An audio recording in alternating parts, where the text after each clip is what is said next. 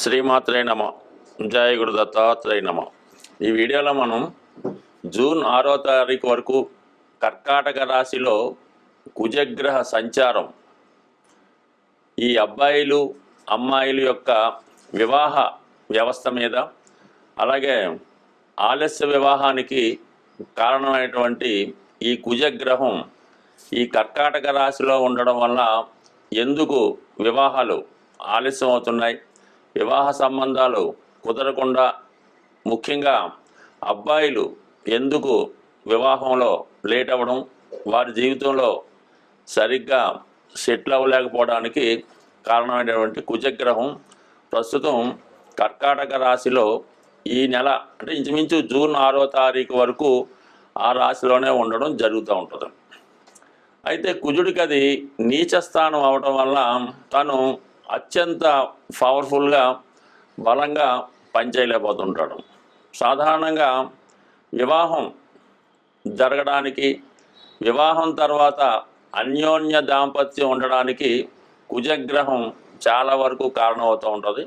అయితే ఎక్కువగా అమ్మాయిల జాతకంలో కుజుడు భర్త యొక్క స్థాయిని, ఎటువంటి భర్త వస్తాడు, అలాగే జాతకంలో కుజదోషం ఎంతవరకు ఉంటుంది, ఇవన్నీ కూడా ఎస్పెషల్లీ అమ్మాయిల జాతకంలో కుజుడు ఎంత బలంగా ఉంటే వారికి వివాహం అంత తొందరగా అవ్వడం, అలాగే వివాహం తర్వాత కూడా అన్యోన్యంగా ఉండడం, అలాగే తొందరగా సంతానం కలగడానికి కూడా కుజుడే కారణం అవుతుంటాడు.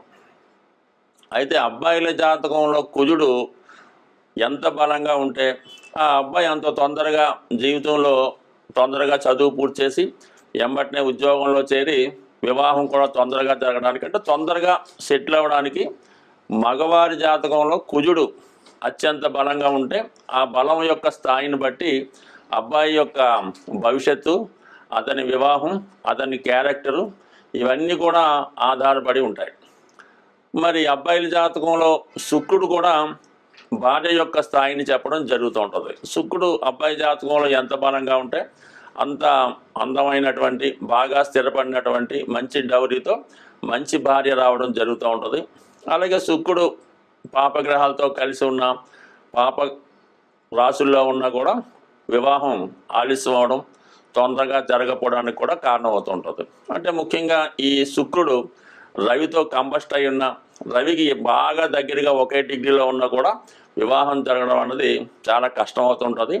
వివాహం తర్వాత కూడా వివాహ బంధం అన్నది చాలా ఇబ్బంది పెట్టడం కూడా జరుగుతూ ఉంటుంది. అంటే సుమారుగా చెప్పాలంటే ఎక్కువ వివాహ వ్యవస్థ మీద మనం ఎక్కువగా కుజుడినే తీసుకోవడం జరుగుతూ ఉంటుంది. కుజుడు ఉన్న స్థానాలను బట్టి కుజదోషం నిర్ణయించడం జరుగుతుంది. కానీ శుక్రుడు కూడా ఈ వివాహ విషయంలో చాలా ప్రాధాన్యత చూపడం జరుగుతూ ఉంటుంది. అందుకని శుక్రుడికి అలాగే మన కుజుడికి సరైనటువంటి అవగాహన, సరైనటువంటి స్థానాల్లో ఉన్నప్పుడు కూడా ఆ వివాహ వ్యవస్థ చాలా అనుకూలంగా ఉండే అవకాశం ఉంది. ఉదాహరణకి ఎవరి జన్మ జాతకంలో అయినా ఈ శుక్ర కుజగ్రహాలు కలిసినప్పుడు వాళ్ళ జీవితంలో వివాహం తర్వాత ఎంత కొట్లాడుకున్నా తిరిగి మళ్ళా కలుసుకోవడానికి కూడా కారణం అవుతూ ఉంటుంది. అందువల్ల ఏంటంటే ముఖ్యంగా జాతక పరిశీలనలో అమ్మాయిల యొక్క జాతకం చూసినప్పుడు ఆ కుజుడు యొక్క స్థితిని బట్టి, కుజుడు ఉన్నటువంటి స్థానాలు, కుజుడు ఏ గ్రహాలతో కలిసి ఉన్నాడు, పాపగ్రహాల వీక్షణ ఉందా, వీటన్నిటి బట్టి ఎప్పుడు వివాహం అవుతుంది, వివాహం తర్వాత ఏ విధంగా ఉంటుంది, ఏ వైపు నుంచి భర్త వచ్చే అవకాశం ఉన్నది 100% ఈ కుజుడు బట్టి అమ్మాయిల జాతకంలో చెప్పడం జరుగుతూ ఉంటుంది. అలాగే అబ్బాయిల జాతకంలో శుక్రుడు ఉన్న స్థితిని బట్టి అబ్బాయికి ఎప్పుడు వివాహం జరగవచ్చు, వచ్చిన భార్య ఏ విధంగా ఉంటుంది, వివాహం తర్వాత జాతకుడు అదృష్టవంతుడు అవుతాడా, దురదృష్టవంతుడు అవుతాడా అన్నది కూడా అబ్బాయి యొక్క జాతకంలో శుక్రుని బట్టి కూడా ఉండడం జరుగుతూ ఉంటుంది. సో ఇప్పుడు మనం ఈ కుజుడు ఇంచుమించుగా మనకి జూన్ 6వ తారీఖు వరకు కర్కాటక రాశిలో సంచరిస్తూ ఎక్కువగా పుష్యమి, ఆశ్లేష నక్షత్రాల మీద ఎక్కువ సంచారం చేయడం జరుగుతుంటుంది. ఈ ప్రభావం వివిధ రాశుల వారి మీద ఏ విధంగా ఉంటుంది, వారు తొందరగా వివాహం జరగాలన్నా, వివాహం జరిగి కూడా ఇబ్బందుల్లో ఉన్న వాళ్ళు ఎటువంటి పరిహారాలు చేసుకోవాలి అన్న విషయాన్ని ఈ వీడియోలో కొద్దిగా డీటెయిల్గా తెలుసుకునే ప్రయత్నం చేద్దాం. శ్రీమాత్రే నమః. మకర రాశి వారికి జూన్ 6వ తారీఖు వరకు కర్కాటక రాశిలో సంచరిస్తున్నటువంటి కుజుడు మకర రాశి వారి వివాహ ప్రయత్నాల మీద ఎంతవరకు ప్రభావం చూపుతుంది, మరి వీళ్ళు వివాహ ప్రయత్నం ఎప్పుడు చేస్తే తొందరగా వివాహం జరుగుతుంది అనే విషయాన్ని మనం చూద్దాం. ఎవరైతే మకర రాశిలో అమ్మాయిలు అబ్బాయిలు వివాహ ప్రయత్నాలు చేస్తున్నారో వారు కంపల్సరిగా జూన్ 6వ తారీఖు వరకు వెయిట్ చేస్తేనే మంచిది. సప్తమ స్థానంలో కుజుడు బలహీనంగా ఉండడం వల్ల చాలా వరకు ఈ సమయంలో వివాహ ప్రయత్నాలు అన్నవి ఫలించడం సాధారణంగా ఇబ్బంది అవుతుంటుంది. అంటే కుజుడు ఈ రాశి వారికి బాధకుడు అవుతూ ఉంటాడు. ఈ బాధక గ్రహం ఏ భావంలో సంచరిస్తూ ఉంటే ఆ భావ ఫలితాన్ని కొంతవరకు ఇబ్బంది పెడుతూ ఉంటుంది. ఇప్పుడు వివాహం అయిన వారు కూడా వివాహ దాంపత్య విషయంలో భార్యాభర్తల మధ్య అన్యోన్యత లోపాలు, అంటే ముఖ్యంగా ఎలా ఉంటుందంటే తన మాటే నెగ్గాలని పట్టుదలతో భార్యాభర్త ఇద్దరు ఉండడం వల్ల చిన్న విషయాన్ని కూడా పెద్దదిగా చేసుకోవడం జరుగుతూ ఉంటుంది. అలాగే ఏంటంటే ఈ కుజుడు సప్తమంలో ఉంటూ రాశిని వీక్షించడం వల్ల కంపల్సరీగా జాతకుడు బాగా ఎమోషనల్కి ఫీల్ అయ్యి ఏదో ఒక చర్య తీసుకోవడం జరుగుతుంటుంది అన్నమాట. అంటే కొద్ది కుజుడు ఈ దెబ్బలాట్లకి గాయాలకి ఎమోషనల్కి కారణం అవుతుంటాడు. అందుకనే కుజుడు బలం ఉన్నవాళ్ళు ఎక్కువగా బాక్సింగు, ఈ రన్నింగు, క్రికెట్ వాటిలో ఎక్కువగా పాల్గొనడం జరుగుతూ ఉంటుంది. మరి ఆ కారణం వల్ల కుజుడు ఎవరికైతే రాశిలో ఉంటాడో వాళ్ళు తొందరగా ఎదుటి వాళ్ళ మీద అటాక్ చేయడం, ఫిజికల్గా దాడి చేయడం జరుగుతూ ఉంటుంది. అలాగే కుజుడు రాశిని చూసినప్పుడు వారి మీద ఎవరైనా ఫిజికల్గా అటాక్ చేయడం కానీ వారికి యాక్సిడెంట్లు రావడం కానీ జరిగే అవకాశం ఉంది. ఆ కారణం వల్ల ఏంటంటే ఇప్పుడు ఈ కుజుడు సప్తమ స్థానంలో ఉండడం వల్ల ఈ భార్యాభర్తల మధ్య కొట్లాటలు రావచ్చు.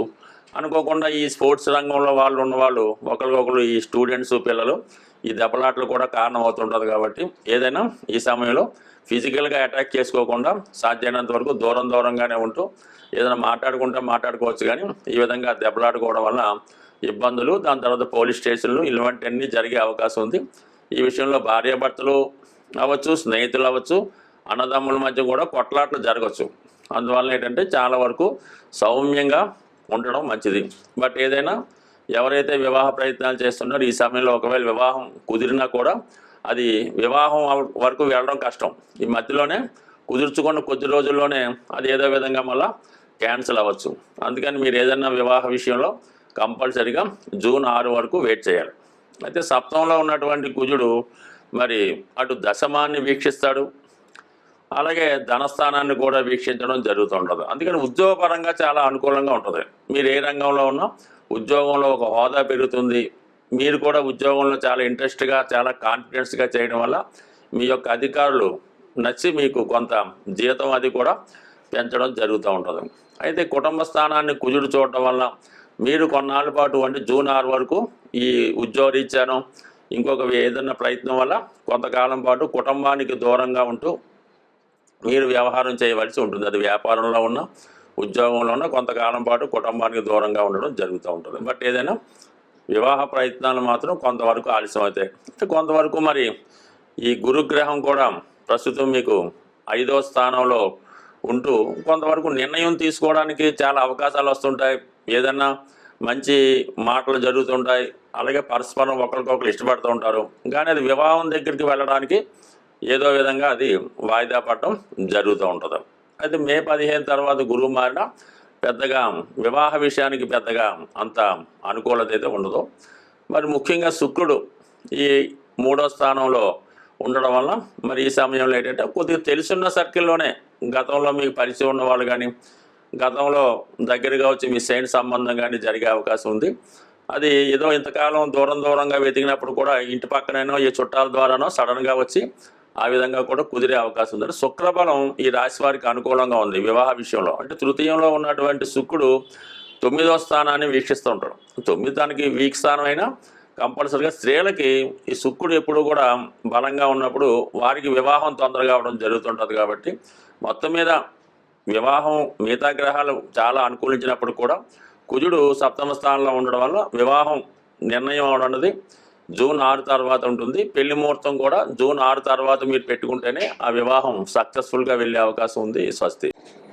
వివాహం ఆలస్యం అవుతున్నవారు, వివాహం తర్వాత భార్యాభర్తల మధ్య విభేదాలు ఉన్నవాళ్ళు, తొందరగా వివాహం కావాలన్నా ఏదైనా ప్రతిదానికి ఒక పరిహారం ఉంటుంది కాబట్టి సాధ్యమైనంత వరకు ఈ సుబ్రహ్మణ్య స్వామి ఒకటి కారణం అవుతుంటారు, ఆంజనేయ స్వామి కూడా ఒకటి కారణం అవుతుంటుంది. అంటే మనకి కలియుగంలో హనుమాను తొందరగా అనుగ్రహించే గ్రహం కాబట్టి ముఖ్యంగా ఒక 8 మంగళవారాలు ఆంజనేయ స్వామి వారి ఆలయంలో 108 తమలపాకులు, ఒక 5 బాగా ముగ్గిన అరటిపళ్ళు, కొద్దిగా సింధూరం, ఒక కొబ్బరికాయ ఇవి తీసుకొని స్వామివారికి తమలపాకులతో అర్చన జరిపించి ఒక 8 మంగళవారాలు కంప్లీట్గా అర్చన చేయవలసి ఉంటుంది.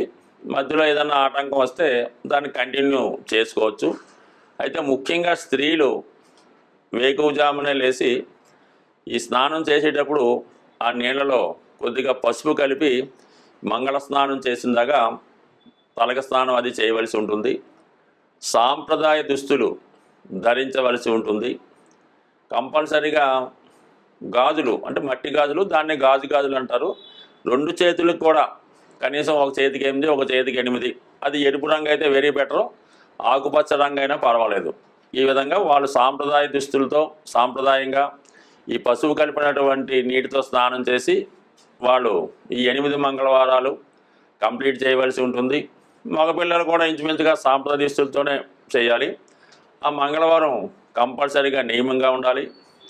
ఆ ఒక్కరోజు మామూలుగా భూమి మీద సాపేసుకొని తలగడేసుకొని దుప్పటితో కప్పుకోవచ్చు. మన మంచం మీద కాకుండా విడిగా సెపరేట్గా పడుకొని ఈ 8 వారాలు పూర్తి చేయడం వల్ల కంపల్సరీగా 8వ వారం అవ్వకుండానే వివాహం జరిగే అవకాశం ఉంటుంది. ఇంకా ఈ సమయంలో ఏంటంటే ఏదైనా కొంతమంది వివాహం అయినటువంటి ముత్తైదువులంటి స్త్రీలకి ఏదైనా పలహారం ఇవ్వడం, వాళ్ళకి కందిపప్పుతో ఉన్నటువంటి కలిపినటువంటి భోజనం, అంటే అన్నీ ఉంటాయి, దాంతోపాటు కందిపప్పు కూడా కంపల్సరీగా ఉండడం, ఈ విధంగా చేయవలసి ఉంటుంది. కంపల్సరీగా 8 మంగళవారాలు ఆంజనేయ స్వామి తమలపాకులు పూజ చేస్తే 100% ఈ వివాహానికి ఎక్కడున్న స్వామి ఆ వివాహ సంబంధం కలిపే అవకాశం ఉంటుంది. సరే, ఇది కొంతవరకు ఉంది. కొంతమంది ఈ మంగళవారం రోజు చీమలకి పంచదార, బియ్యం పిండి ఆహారంగా వేయటం వల్ల, లేదంటే చెరువులో ఈ నదుల్లో ఉన్నటువంటి చేపలకి ఆహారంగా ఏదైనా బిస్కెట్లో, పేలాలో అవి వేయడం వల్ల అనేక రకాలు పరిహారాలు ఉంటాయి. ఇవి తొందరగా శీఘ్రంగా పరిహారం జరుగుతూ ఉంటుంది. కాబట్టి ఈ హనుమాన్ చాలీసా పారాయణ చేయడం వల్ల కూడా వివాహం అవుతుంది. సుందరకాండ పారాయణ, హనుమాన్ చాలీసా, ఏదైనా హనుమాన్ ఆరాధించడం వల్ల కుజగ్రహ అనుగ్రహంతో తొందరగా వివాహం జరిగే అవకాశం ఉంటుంది. స్వస్తి.